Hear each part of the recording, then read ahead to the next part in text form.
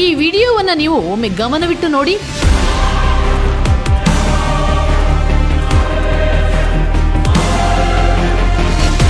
ಮಕ್ಕಳ ತಟ್ಟೆಗೆ ಮೊಟ್ಟೆ ಹಾಕಿದ ವಿಡಿಯೋವನ್ನು ಅಂಗನವಾಡಿ ಟೀಚರ್ ಹೇಗೆ ತೆಗೆದುಕೊಳ್ತಿದ್ದಾರೆ ಅಂತ.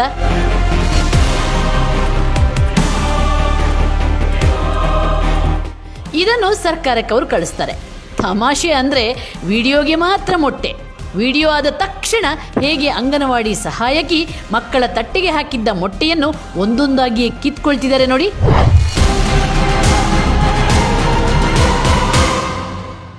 ಪಾಪ ಒಂದು ಮಗುವಂತೂ ಮೊಟ್ಟೆಯನ್ನು ಬಾಯಿಗೆ ಹಾಕೋಕ್ಕೆ ಹೋಗುತ್ತೆ. ಆಗಲೇ ಆ ಸಹಾಯಕಿ ಮಗು ಕೈಯಿಂದಲೇ ಮೊಟ್ಟೆ ವಾಪಸ್ ತೆಗೆದುಕೊಳ್ತಿದ್ದಾಳೆ. ಈ ಘಟನೆ ನಡೆದಿರುವುದು ಅಪೌಷ್ಟಿಕತೆಗೆ ಹೆಸರಾಗಿರುವ ಕಲ್ಯಾಣ ಕರ್ನಾಟಕದ ಕೊಪ್ಪಳ ಜಿಲ್ಲೆಯ ಕಾರಟಗಿ ತಾಲೂಕಿನ ಗುಂಡೂರು ಗ್ರಾಮದಲ್ಲಿರುವ 3ನೇ ವಾರ್ಡಿನ 2ನೇ ಅಂಗನವಾಡಿ ಕೇಂದ್ರದಲ್ಲಿ.